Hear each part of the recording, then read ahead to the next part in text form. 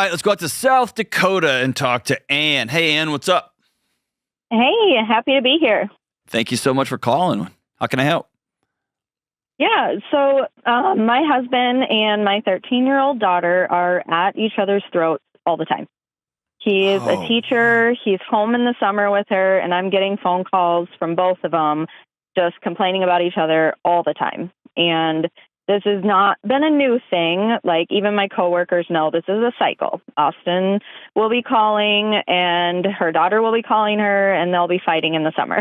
Like, it's been going on for years, and I just keep getting it in the middle of it, and I think I'm just making things worse, and now he's mad at me, and it's just a mess. What are they fighting over? So it's usually nothing big. He just nitpicks every little thing, and then she disrespects him because she doesn't have any respect for him at this point, which is terrible. And then they just start going back and forth. It can be over sweeping the kitchen, like little things. Yeah, I mean, I don't know how I can help because he's not on the phone. I've Right. been there. I'll tell you the few things my wife told me that transformed my relationship with my daughter. But they were about me. They weren't about my kid. Well, and like her and I, like we get along great, and she gravitates towards me all the time, and we end up like just going separate directions a lot of time because it's just easier. And What does like that mean? I don't think. What does that mean? Well, it's just less tension. You and her? Yes. So is it that your husband is the only one in the house that will engage her? Her and I will get in fights too. Like, and she's a very fiery. She has been since the day she was born. And I keep saying if we get her to adulthood, she's going to be amazing, but it's rough. So it's not like she's without fault, but I know, but she's 13. That's what they're supposed to. Right. And I just, like, I've heard you talk about how your wife told you that you were like electric and your kids didn't want to be on you. And he listens to you all the time. And I've like repeated that whole story back to him.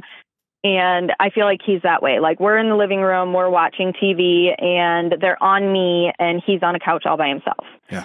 And he's like, with me, he's the most amazing husband. And he's like so affectionate all the time, but he like doesn't hug her. Why? And I don't know. Will she receive his hugs? Yes. But she doesn't initiate it. That's not her job. Right. See, I mean, I don't know what to tell you. It's a dad's responsibility to engage with his daughter. Right. And he coaches her basketball teams, takes her to school, gets her up in like all the like textbook like things. Yeah, but if you take every one of those engagements and try to turn them into a teaching moment, a learning lesson. Yeah. You didn't sweep here. Are you wearing that? Fix your bag. Did you have your homework? Did you do this? Hey, make sure you block out. Hey, why didn't you? No one would want to be around anybody who lived their life that way relationally. Right. And so what I had to work on was, number one, I had to go see a professional mental health therapist and figure out, why am I so set off by a child? Why am I so emotionally reactive? And what I found stunned me, and it transformed my home, my entire home. So I'm saying this intentionally provocatively, but as the man of my house, it was my job to go sit with a therapist and figure out what's going on with me. Yeah. Number two, my wife gave me this wisdom, and it changed everything because I didn't mean to. But she said, what if the greatest gift you could give our kids was not lessons on every second of their lives, but if you worked on being more likable? And I don't know why, but that light bulb switched. It was a switch. And here's what I've talked about on the show. I sat down with my son and I was like, dude, I'm not going to complain about your clothes anymore. I'm just done. You want to wear your shirts backwards? You want to wear wrinkled up? Knock your lights out. If we're going to go out on a family thing, or we're going to a funeral, we're going to somewhere important, we're all going to represent our family well. And so I'm going to have some expectations there. But when you're out with your buddies, You're at school, knock your lights out, man. I'm going to turn you over to the middle school wolves was my exact line. But I'm not going to lose my relationship with you over a haircut. I'm your dad. I'm supposed to think your haircut should be different, regardless of what the style is. I'm not going to lose my relationship with you over that. And same with my daughter. And kids, especially fiery kids, I'm saying confrontation. They don't need showdowns, but they do need parents that don't shy away from their big feelings, their big emotions. Yes. I will stand firm in this. I'm not going to meet your reaction with my reaction, and because I'm louder and bigger and stronger, I'm going to win. No, I'm not going to engage with you, but I'm not scared of your feelings. You're 13. You get what I'm saying? There's a big difference there. Absolutely. I'll stand here in the middle of a storm because your storm doesn't scare me. And if you're mean or rude or you break my heart, I'm going to let you know you hurt my feelings. You make me feel so much less crazy. But it's my daughter is not naturally. It has taken a long time for her to relax in hugs. Well, now I can't keep the kid off of me, but for years it was that way, and it was still my job as dad to recognize I am setting the model. She is gonna marry a guy like me. I've said that exactly. She's gonna, and maybe not marry. She's gonna date men like me that are attractive. Yeah. She's gonna be attracted to this nervous system. It's gonna feel homeostatic for her. It's gonna feel like home. And so it's my job to make sure whatever nervous system her body gravitates towards is a safe one. And what that meant is I had years, literally years, of saying, hey, look at me. I'm glad you're my daughter and I love you. I'm glad of all the people on the planet, God picked me to be your dad. And I got nothing back. And my job as the dad was to stay emotionally regulated and show up again and show up again and show up again. Can I tuck you in tonight? No, I want mom. All right. I love you. I'm so glad I get to be your dad. Even if I closed her door and I broke my heart. And now we have these long adventure telling night. Now I can't. I'm like, dude, I got to go to bed. And my wife's like, y'all have to go to bed. Right? Well, and I love that. And I wish, I want that for him. And that's what I'm saying. I can't help because he's not on the phone. Yeah, I mean, I can't, I know. I can't challenge him. He's not on the phone, but, because he's a teacher and he had a group of students, female students, that called him their sub-dad, their substitute dad, because he would help them work through all their problems and all this stuff. And then turn around and he just is a completely different person with his own daughter. And she's starting to see that. She's older not. now. The relationship is different. Yeah. I am a trained mental health professional and my daughter doesn't need a therapist. She needs a dad. Yeah. Yeah. I also was a teacher for 20 years in K-5, high school, and university settings. My kids didn't need a teacher. They didn't need me to teach them some things, but they needed their dad. Jocko Willink, the Navy SEAL, who's I have high respect for him. But I remember seeing an interview with him, and he said, my Navy uniform never came in the house because my kids weren't in the military. So he kept a change of clothes in the car, like board shorts and a t-shirt and flip-flops go in my house. And it was a reminder, I'm taking this uniform off and putting this one on. And the illusion is the sucky part, and this happens with teachers, this happens with therapists, happens with youth ministers, is all these other people think you're great, but I only have to deal with you in doses and I get to set the rules. You're in my world now, honey, as Ben Stiller said that one time. Yeah. Right? You're in my world now. Like it's not real. It's a false dynamic. That makes so much sense.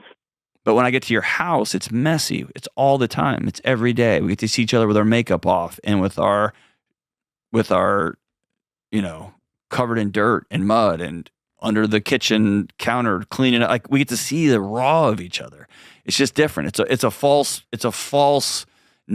setup. And so these middle school girls who think, or high school girls who think he's the best ever, he probably is an amazing teacher. Yeah. And he probably is good in that setting, setting boundaries, holding people accountable, encouraging people in this artificial environment. And they love that. But they have a false understanding of the 360-degree nature of this guy because they don't get up for him in the morning when he's grumpy and when he leaves coffee grounds and hairs all over the sink. Like, they don't live in that world, right? Yeah. That makes sense. So how do I, it's obviously affecting our relationship at this point. We fight about it all the time. We spend the bulk of our time talking about this, and it's affecting our relationship. What are the fights, though? Well, so at some point I get tired of listening to it and I interject, and then he says that I'm undermining his parenting. And so then I start telling him how I think he should be parenting, which of course he does not want to hear, but I don't know what else to say to him at this point. Is he happy with how things are? No. What is his response to, how is this working for you, as Dr. Phil used to ask? Yeah. Well, and that's what he keeps saying. Well, I'm trying something different, and it'll last 2 days, and then he's back at it. And like I said, he listens to you all the time. And I'm like, how can you listen to John all the time and not put any of this into practice? Yeah, but that's not helpful either. I know. I mean, I promise you, whatever narrative inside his chest he's giving himself all day, every day, doesn't need yet another, see, right? Well, yeah, I know he thinks he feels like he lives in a failure factory, to use your words. Yeah. I know that. I don't know how to fix that or help him fix that for himself. So I want you to change, effective immediately. You ready? Yep. All you can control is you. That's it. You can't control him. You can't, this is hard to hear, you can't control a 13-year-old. You can put some really, you know what, you still can. You can control a 13-year-old. But I mean, that kid can, it can get pretty militant pretty fast. A kid can unlock the door at 2 a.m. and walk out the front door. I mean, you know what I'm saying? If you really get down brass tacks, what you can control is you. And that might look like, when y'all start fighting, I am going to get up and leave. When y'all start fighting, I am going to get my daughter and we are going to leave. When you ask me for my parenting advice, or when you want to call me on the phone, I will not take calls about your interactions with our daughter, because you're not going to get the help that you need to help you be emotionally regulated, sturdy, in the midst of a 13-year-old acting like a 13-year-old.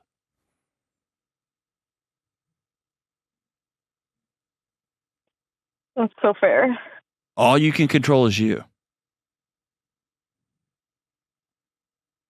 And it should be equal parts. You should feel equal parts fully empowered. Like, oh, hell yeah, I can control me. Yeah, that's right. And it should feel powerless. That's the part that's hard. It feels powerless. And I just want to fix it. I know. And protect them. Both. I want her to see he's amazing, and I want her to see that side of him. And I want her to get that side of him too, and vice versa. I want him to see how amazing That's it right there. That's it right there. You want her to see a thing that's not really there.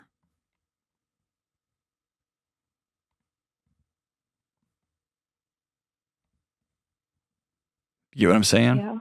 Yeah. And that's heartbreaking. Yeah, it makes you sad. Yeah. It should, because I think there's few relationships on the planet more magic than a connected father and daughter. So I think spending some time with yourself asking, what am I going to do next? What must be true for me to show up as the best version of myself as a wife, as a mom, as a co-creator of this house?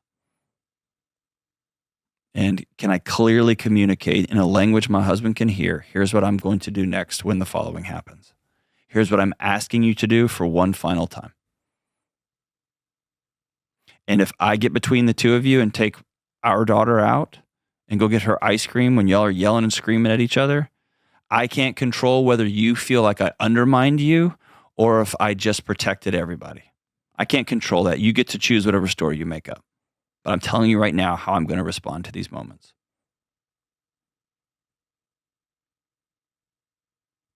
Yeah, because I feel like it's my job not to make him feel like that too. You can't control his feelings. He's a grown man. Yeah, it's true.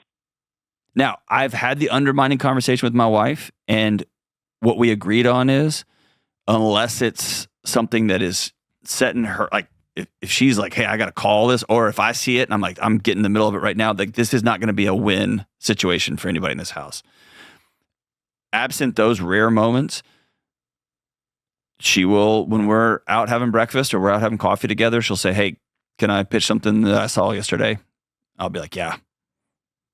But those were hard to hear early on. But I was sensitive to, if I'm in the middle of a hard conversation with my son and you come in and just try to rescue him or try to rescue me, it unwinds the whole thing. The tension is important.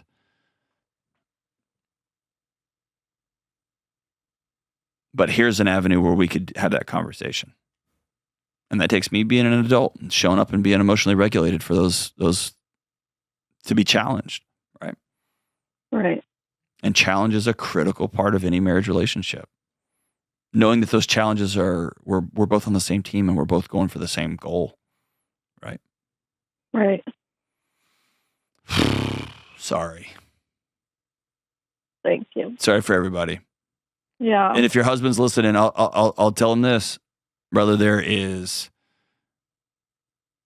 peace in humility and saying I'm good at my job working with young people, but I'm struggling with my relationship with the young person that matters the most to me. There's peace in going to get some professional help, whether it's skill set, whether it is your own therapy, whether it is marriage counseling. Like there's peace there, and there's peace in learning how to be sturdy, how to stand strong in the middle of a 13-year-old's emotions, which 13-year-olds are supposed to have them. Yeah. And not being unanchored myself, not feeling myself unwind in my own skin. I wish you guys the best. And if he wants to call in, Ann, tell him to call. I'll tell him to put a note in with Kelly, and we'll get him through. I'd love to talk to him because I've been right where he's at. And man, I wouldn't trade my situation that I have with my daughter for anything right now.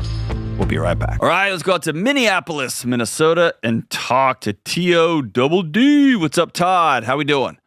Good. How are you today? I'm good, man. What's going on? So I'm mid-40s. I'm married, and I have a 2-year-old daughter. For the past 2 years, my wife has been a stay-at-home mom, and I've been working a full-time job. But we have now decided to switch roles where she's going to take a full-time job, and she started. We're both accountants, and I'm going to step back from full-time work and be a stay-at-home dad for, we figure, 18 months to 2 years. And financially, we're on baby step 7, so I'm not so worried about the financial side, but it's the coming to grips with sort of an abrupt change, right? I've been a provider, been a sort of a worker and a saver, kind of strongly identified with that my whole life, or my whole adult life. And now I'm doing something that obviously requires work, but it's not remunerative. So trying to think through and process that and still feel like this is working for us and works for me, and it doesn't challenge my sense of identity, or maybe my sense of identity needs to adapt. That is what I'm dealing with right now. Yeah, I'm hearing three threads here. The thread number one is you anchored your value, your worth. You answered the question, what am I worth, with a number. And that is a recipe for psychological implosion every time.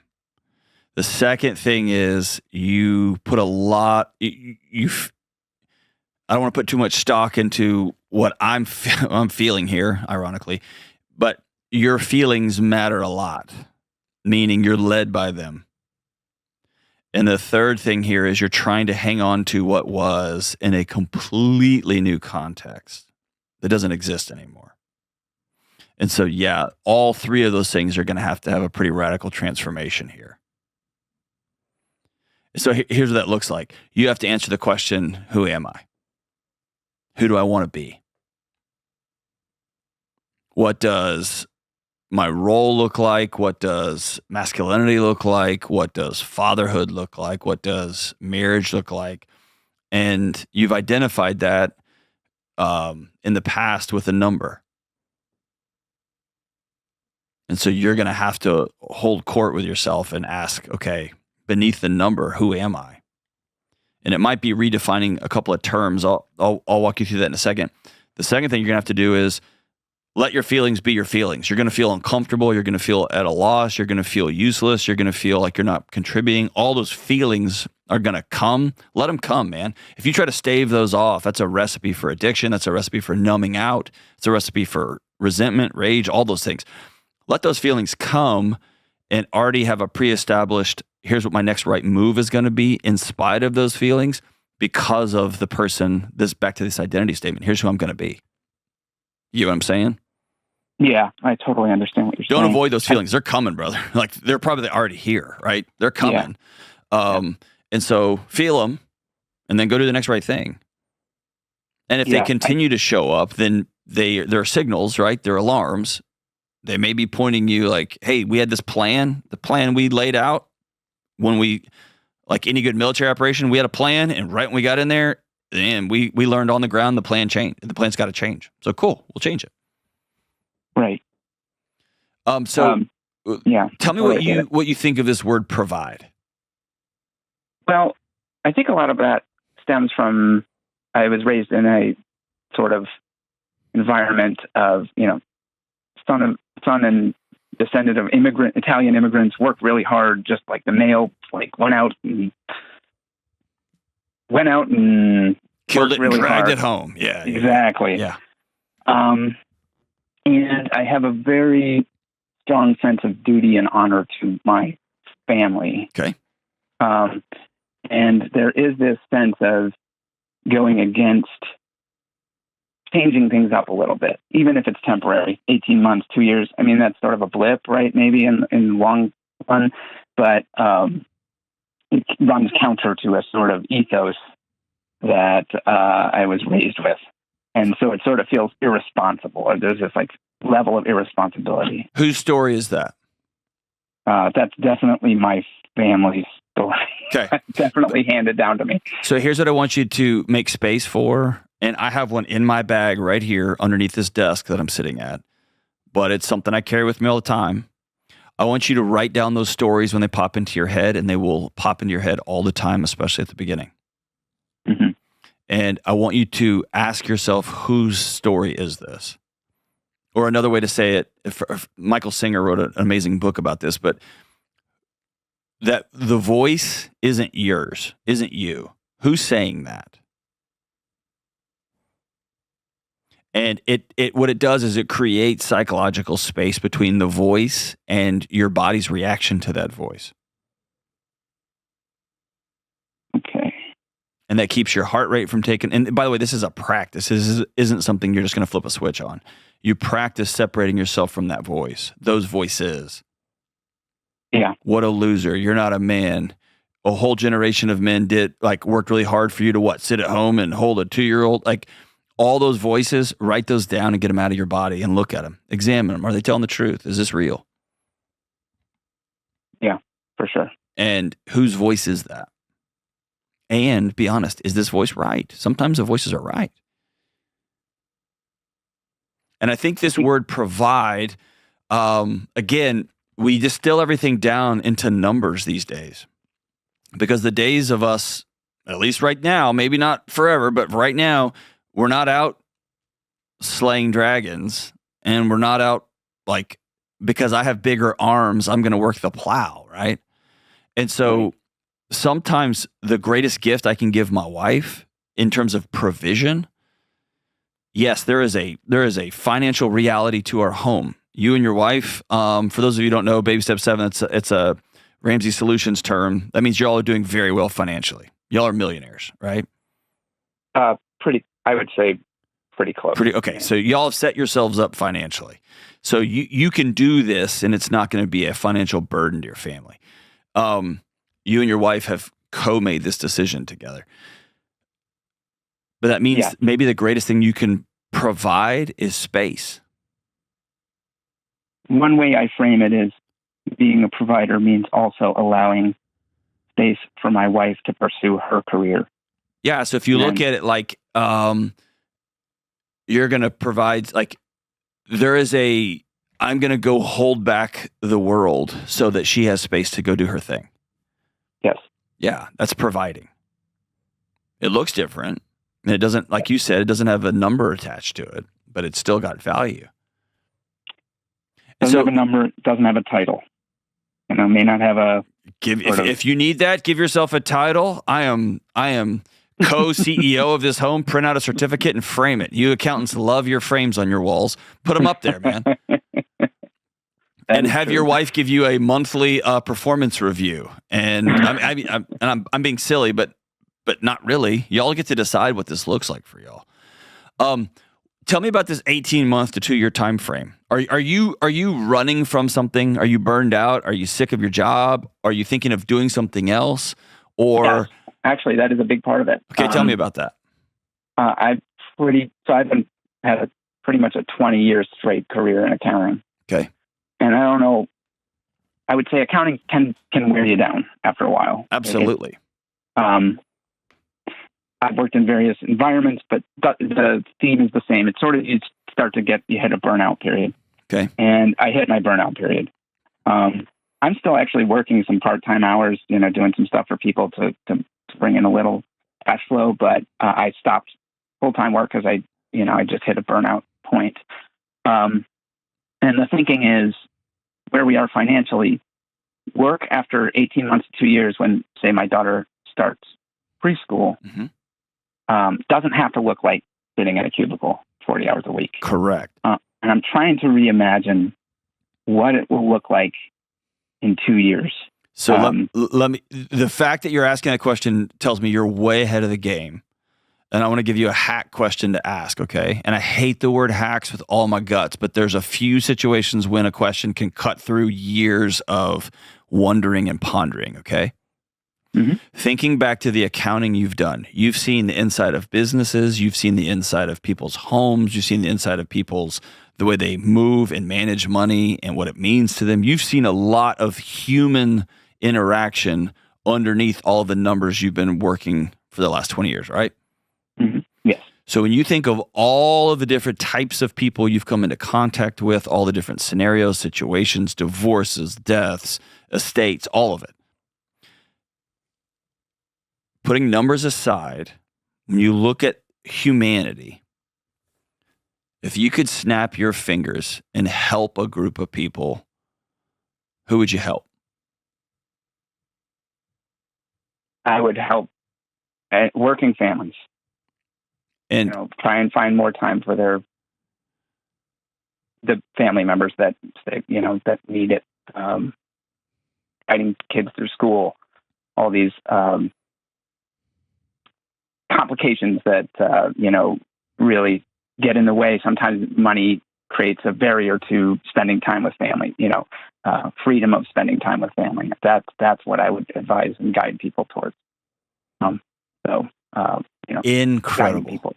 Guiding people towards keeping out of debt because it represents freedom. These types of things. So what you have is a 2-year runway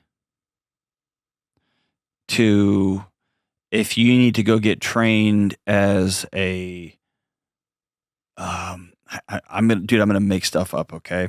You can get a graduate degree online or in the evenings in some sort of mental health related field. You can get certified as an elementary school teacher and start after school programs. You can you can do anything. You could launch a small business where you help local youth sports organizations create space so that families can actually, or who knows what you can do, right? Right. But keeping that picture in mind, who do I want to help? And let that be the guiding light that in 2 years, you're going to be equipped with whatever that means, education, credentialing, servicing, business, whatever, so that I can help strapped families. That's beautiful, man. Yeah.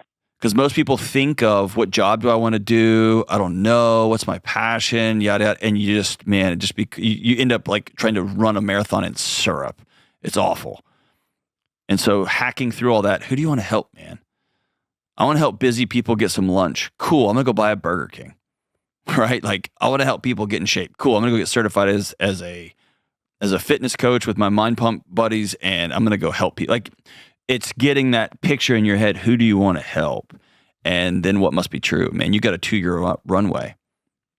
And so if you look at this as I am providing space for my wife to get back into the workforce, which I'm hoping that means something to her, that she's been at home for 18, 24 months and she's like, I gotta, all that. This isn't for me. It's driving me crazy, et cetera. I'm going to create space for her. And in the meantime, I'm not just sitting here doing nothing. I am retooling for the back half of my life. That's a pretty cool identity to anchor into. Yeah, I think that works for me. I mean, I'm in touch with my local CPA board, and they have all kinds of credentials for certified counseling of, financial counseling, and something I've explored. Yeah. Do you want to get out of numbers altogether? No, I actually enjoy doing, especially financial counseling. I've, built some tools that I can work with people on, running through debts and budgets and things like that. But I do have other passions. I'm a licensed bus driver, and I told my wife that someday I want to embarrass my daughter by being her school bus driver. Yes. Yes.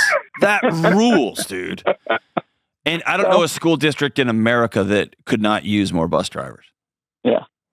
And so I want you to begin to keep a list.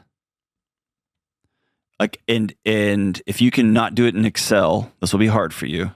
That was my accounting joke. And if you can put your 10 key in a drawer, right? And I know a 10 key can serve as kind of like a Xanax for accountants. Like, I'm gonna start doing numbers real fast. If you can get a pen and a pad, a piece of paper and a pen, and begin to write down, here's what I'm providing for my wife, for my daughter, for our home. Here's what I'm providing for our community. And here's what I want to provide for our families in my city, my neighborhood, whatever. Yep. And I want you to begin to keep stock of that. So when those feelings, those stories pop up, you're a loser, you're a waste, or whatever, you can say, no, I'm providing. And here's the evidence of it. I keep that evidence with me.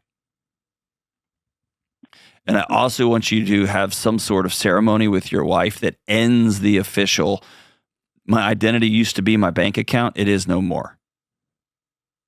I'm not doing my life in service to this bank account. I'm not worshiping at the altar of some number in some account somewhere. This account is in service to the life we want to build together. Yeah, that works for me. And that helps, that my wife helps to counterbalance my that sort of quantitative thinking that I sometimes fall into. My wife serves as a great counterbalance for that, because she thinks along the lines more of what you're talking about, this ultimate, money serves as a tool, not a end goal. Yes. And here's where it's going to be a discipline for you. You may have to get into a practice where for 30 days, I'm not going to look at our returns. Mm-hmm. For 30 days, I'm going to delete every single Financial Times email that I have coming into my inbox. Yeah. And I'm going to be present in my house. And you know what you're going to find? You're going to find yourself itchy. You're going to find yourself bored. You're going to find yourself like Man, being with a 2-year-old is amazing, and it is very boring, right? Yeah. So allow yourself to be bored and begin to ask yourself, okay, what can I read fiction for a while? Can I write? Can I work on a business plan? Can I take my kid to the park? Can I find some other parents who need 2 hours off, to like other stay-at-home parents, and they can bring I can take 3 2-year-olds at a time. They can bring them over, and I'm just going to start from 8 a.m. till 10 a.m. giving stay-at-home moms and dads a break in my neighborhood. Bring your kid over. I won't even charge you. I'll start giving y'all space. I'm going to start practicing this thing I want to do. And that might lead to future clients one day. That might, if nothing else, it might just give space to people who are drowning. But all of those things come under the heading of providing. And in our modern world, providing is bigger than a dollar amount. I will caution anybody, any stay-at-home parent, but especially stay-at-home dads, from not reforming an identity and not giving yourself a serious list of things to go tackle, to go do. Staying at home and being with a kid and then knocking off some kid chores and looking around, man, that's going to get tough real quick. And if you take on all the domestic responsibilities and you are just running and gunning from 6 a.m. or till 5 a.m. until midnight, awesome. But make sure you keep yourself a list of things that you are constantly doing to provide space for your family and provide the home that you and your wife want to co-create together. It's amazing. Good luck, brother. And man, I think the thing that you want to do down the line, helping other folks, I think it's beautiful. And cherish every single second you have with that little one. Every single second. They go real, real fast. We come back. A woman asks how to help her husband and their 13-year-old daughter get along better. We'll be right back. To Hannah. What's up, Hannah? How we doing? I'm so good. How are you? I'm so good. What's going on?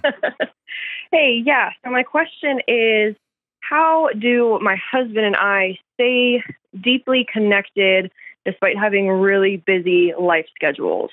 Tell me, will you indulge me for a second? Yeah. Okay. Tell me, I'm going to write it down, okay? Okay. Tell me what's on your schedule right now that makes it hard to connect. Be as specific as you can. Okay. So my husband has a full-time job, and that has him working all day during the day on the weekdays. And then we both work for our church. And so that takes up most of our weekends. I'm trying to think, like every Sunday is pretty much we're churching, I like to say, all day. And on Saturdays, we sometimes have time to connect, but usually it gets filled up with other activities. Like what? Saturdays, most of the time, if it does get taken up, it's either by my husband's also in the Army Reserves, and so he has training once a month for that, and that takes up usually a Friday, Saturday, and a Sunday. And then if it's not that, usually it's something ministry related. I'm the youth director at our church, and so usually we have events on Saturdays. Do you get paid for this? Yes. Like as a full-time job or as a quarter-time job? How does that work? Yeah, it's a part-time. To be really transparent, we get paid each individually $750 a month. Okay. Do y'all need that money? I would say yes. It covers our rent for where we're living and utilities and stuff. But I mean, do you need it? Do you want it? Yes, of course. Everyone, I don't care how much money you have. Everyone wants an extra $1,400, but yeah. Let me back all the way out. Two things. One, you can't help a full-time job. Somebody's got to work a full-time job. Do you have a full-time job during the week also? I don't have a job right now. I'm a full-time student. I'm in my master's program, and I'm in my internship. Well, also put that on the list. That's a full-time, that's a busy thing too. Yeah. Yes. How old are y'all? I'm 23 and he's 29. Okay. That leads me to the second thing. So some of this sounds seasonal, right? He's in the reserves, working a full-time job. You're in graduate school, plus doing an internship on top of your graduate school. Like, that's a busy season. This season comes to an end. Right. But I also hear regularly of people ministering. It's not even a word. Ministering themselves to death. Right. Or ministering themselves as a way to anesthetize the relationships they have at home. Mm-hmm. And so if you back all the way out, maybe the greatest gift you could give your church community is that you and your husband have a ride or die anchored marriage over the long haul. Right. And if y'all are in a financial season where, we are scratching and clawing, every penny matters, then we have to say, okay, for this season, we are making this choice. Right. What other choices can we make? And those may look like Saturdays are completely off limits. Right. Period. Or there is no TV in our house and there's no phone in our house because those are going to take up whatever precious seconds we have left during this wild season. Yeah. But it feels like your life is happening to you. And I guess I just want to give you some agency to back all the way out of it and say, except for the full-time job in the military service, everything else y'all are doing is something y'all are deciding to do. Right. And that always means, on the flip side, is y'all could decide to do other stuff. But every one of those decisions just comes with a cost. We may have less disposable income, but we can go on more bike rides and hikes together or go fishing together or whatever. Or we are going to miss all the TV shows that everybody talks about, but we are going to have lots of making out time. Like y'all get to pick, right? Yeah. Do you feel like he's in? Oh, absolutely. Yeah. Okay. And it's really interesting that you mentioned the hiking, because that's something that I'm really into. I love getting outdoors and hiking, and we've been married for a little over 3 years now. And so one of the first things that I said, like, hey, I would love to spend time with you, like going hiking, going out in nature. And he loves amusement parks. He loves going roller coasters. I do too. But most of our vacations, most of our away time has been those things as opposed to the things that I really enjoy. And we've talked about it. And just over this past week, he's been really, intentional in trying to see what I desire as well. He's noticed, he even made this statement, I think last week, he was like, man, I feel like I've really failed as a husband over the last 3 years because I've really only been living my life and I've kind of just drug you along with me. And so that was a kind of a heavy moment for us, where we both kind of realized both that and like, wow, we've been nonstop going since we've been married. So can I just tell you congratulations? Oh, thank you. Y'all are at level 2 now, right? My hope is that people figure this out in the first 6 months. Like, oh, I didn't just marry somebody and they're now going to be an accessory to this life I wanted to be living. Right. It took me, 12 years, maybe 10 years to figure this out. So good on you. Like that's impressive for you. You're still more than half a decade ahead of where I was, me and my wife. So what I want you to reimagine in this way, and you and your husband, and I'll announce it here. This is finally, after 3 years of working on it, in the Christmas season, and it's going to be a very limited run, but I've got a marriage kit. It's the exact rebuild that me and my wife use every year. But it's to say, okay, here was our old marriage. It's over. This is a new year. We've never been married and ... What I want you and your husband to do is to swipe the deck clean and say, okay, we've got this new revelation. Yeah. We've been running nonstop, and actually you've been chasing the life that your husband wants to lead, and he recognized it in himself. He called it out and said, I've let you down. I've let us down. It's not just going to be about, okay, let's go hiking instead of roller coastering. It's going to be about swiping the whole thing off the table and saying, okay, we get to choose what our marriage looks like and feels like. What do we want to do next? Yeah. And if that means I'm going to take a semester off of grad school because I miss you, or I'm in my internship, I'm almost there. Like, we're going to have, you get what I'm saying? Like that level of intentionality. Because a lot of what you'll have on your plate is choices. Yeah. Yeah. And that's a good, really better way to look at it, because I'm done with my internship in next month. So that'll give us some time to really have those conversations. And I think we actually had a conversation a few days ago about ministry, and he brought up the same thing that you just did. Like, do we really need this? Do I really need to have, because the ministry has been something that's been kind of causing a lot of stress and tension. Usually when we come home, our conversations are about church. They're about things going on at church, and that fills up our home time. And that's been a struggle. We've had seasons of trying to be really intentional about not talking about church at all at home. And then it kind of just slowly creeps back in. And so what if y'all set up a dinner this week? Y'all have kids? We do not. Okay, great. So set up a dinner this week and y'all go. And I want you to give each other 30 days, give each other a month, and put on the calendar, we're going to come back together at the end of August when my internship is over. But here's the questions we want to answer.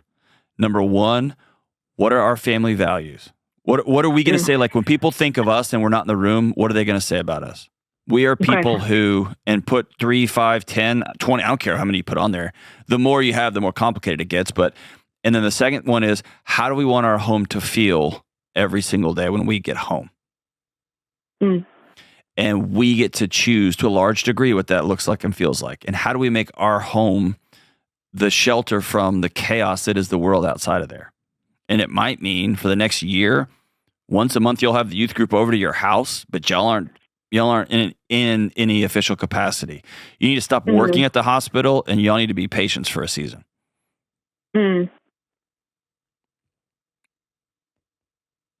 Or you're dedicating, your husband's serving so much, you're serving so much, plus y'all are working. You're serving yourselves into this like drift, into this disconnection. Let's serve ourselves and serve each other first, so that we can be of service to our greater communities. Yeah. But give each other a couple of weeks to think on it. Get through your internship. You're going to graduate. What are you studying? I'm actually studying to be a marriage and family therapist. Oh, God help you. This ought to be fun. Right.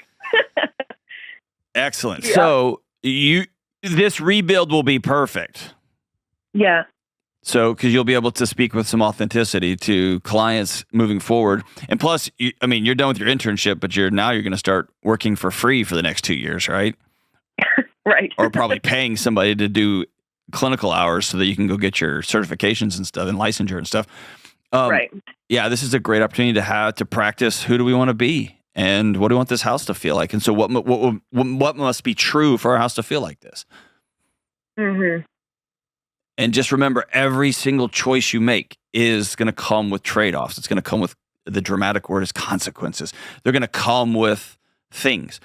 We're going to miss out on TV shows, but we're not going to have a TV because we're going to spend every precious moment we have, which are just a few, looking at each other's eyes, playing games, being silly, making out all over this house.